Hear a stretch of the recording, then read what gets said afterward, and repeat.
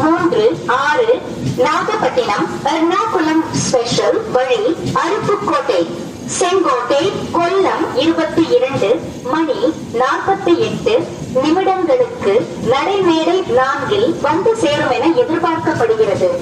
Your attention please. Train number 0636 Nagapattinam Ernakulam special via Aruppukottai Sengottai Kollam is expected to arrive on platform number 4 around 22:48 यात्रीगण कृपया ध्यान दें, गाड़ी संख्या 0636 नागपट्टिनम एर्नाकुलम स्पेशल मार्ग से चलकर अरुपुकोटे सेंगोटे कोल्लम लगभग 22:48 पर प्लेटफॉर्म नंबर 4 पर आने की संभावना है.